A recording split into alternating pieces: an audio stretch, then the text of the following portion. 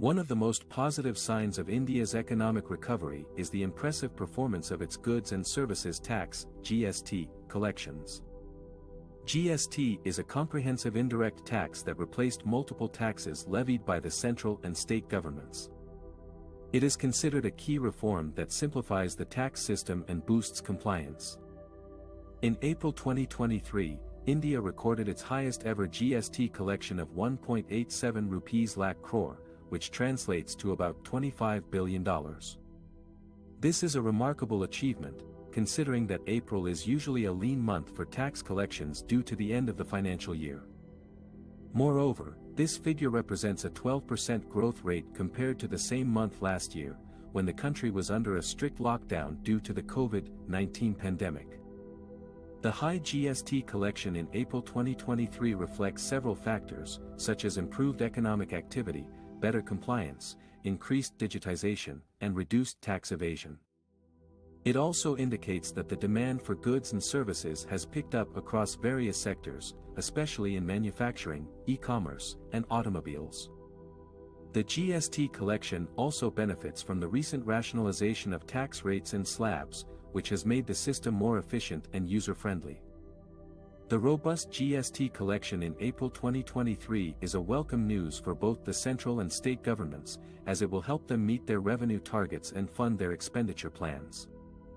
It will also boost their fiscal health and reduce their dependence on borrowing. The GST collection will also support India's efforts to contain inflation, which has eased to 4.3% in March 2023 from 5.2% in February. A lower inflation rate means more purchasing power for consumers and lower interest rates for businesses. The GST collection in April 2023 is a clear sign that India's economy is on the right track and poised for a strong recovery in the coming months. It also shows that the GST reform has been a success story that has enhanced India's tax base and revenue potential. The GST collection in April 2023 is a good news for India and its people. One of the highlights of April 2022 was the record-breaking GST collections by the central and state governments. The total GST revenue for the month was 1.41 rupees lakh crore, which was 14% higher than the same month last year. This shows that the economic recovery from the pandemic is gaining momentum and the tax compliance is improving. But not all states contributed equally to this impressive performance. The highest GST collections were from Maharashtra, Karnataka, Gujarat and Uttar Pradesh, which together accounted for more than half of the total revenue. Let's take a closer look at how these four states performed and what factors drove their GST collections. Maharashtra was the undisputed leader in GST collections, with a whopping 27,495 rupees crore in April. This was 24% higher than its collection in April 2021 and 23% higher than its collection in March. Maharashtra is the most industrialized and urbanized state in India, with a large presence of manufacturing, services and trade sectors. It also has a high per capita income and consumption level, which boosts its GST revenue. Moreover, Maharashtra has been proactive in curbing tax evasion and frauds, and has implemented several measures to simplify and streamline the GST system. Karnataka was the second highest GST collector, with 11,820 rupees crore in April. This was 20% higher than its collection in April 2021 and 21% higher than its collection in March. Karnataka is the IT hub of India, with a dominant share of software exports and IT services. It also has a strong base of manufacturing, agriculture, and mining sectors. Karnataka has benefited from the increased digitalization and online transactions during the pandemic, which have enhanced its GST revenue. Karnataka has also been efficient in administering and enforcing the GST regime, and has adopted various initiatives to facilitate taxpayers and increase compliance. Gujarat was the third highest GST collector, with 11,264 rupees crore in April. This was 18% higher than its collection in April 2021 and 19% higher than its collection in March. Gujarat is known for its entrepreneurial spirit and business-friendly environment. It has a diversified economy, with a strong presence of manufacturing, petrochemicals, textiles, pharmaceuticals and gems and jewelry sectors. It also has a large share of exports and imports, which contribute to its GST revenue. Gujarat has been effective in implementing the GST system, and has taken several steps to improve tax administration and compliance. Uttar Pradesh was the fourth highest GST collector, with 8,534 rupees crore in April. This was 12% higher than its collection in April 2021 and 15% higher than its collection in March. Uttar Pradesh is the most populous state in India, with a huge market potential and consumer demand. It has a diverse economy, with a mix of agriculture, industry, and services sectors.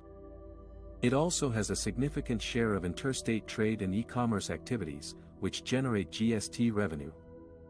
Uttar Pradesh has made significant progress in improving its GST performance, and has taken various measures to simplify tax procedures and enhance tax compliance. These four states have shown remarkable resilience and growth in their GST collections amid the challenges posed by the pandemic. They have also demonstrated their commitment and capacity to implement the GST system effectively and efficiently. Their success stories can inspire other states to follow suit and contribute to the overall growth and development of India. One of the good news for India in April 2023 was the easing of retail inflation to 4.7%, the lowest level in 18 months.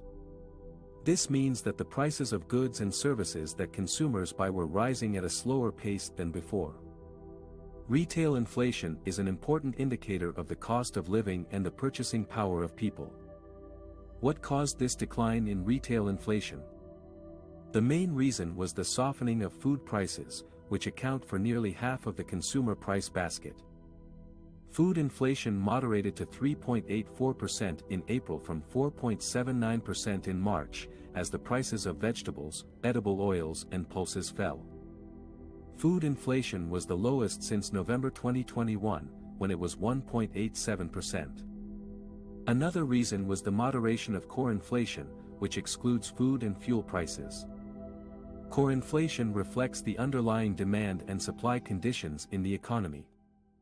Core inflation eased to 5.2% in April from between 5.75% and 5.78% in March, according to some estimates.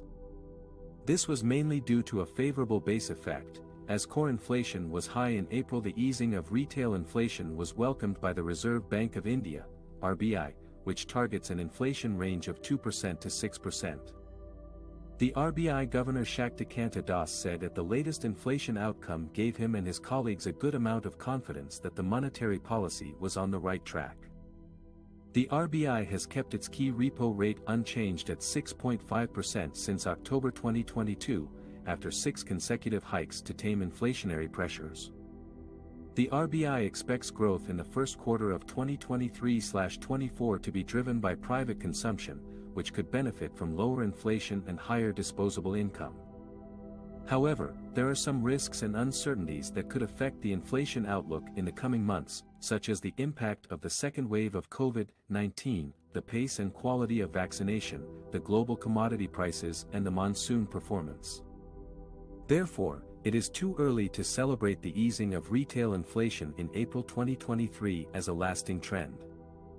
The RBI will have to monitor the evolving situation closely and balance its growth and inflation objectives while deciding its future policy actions.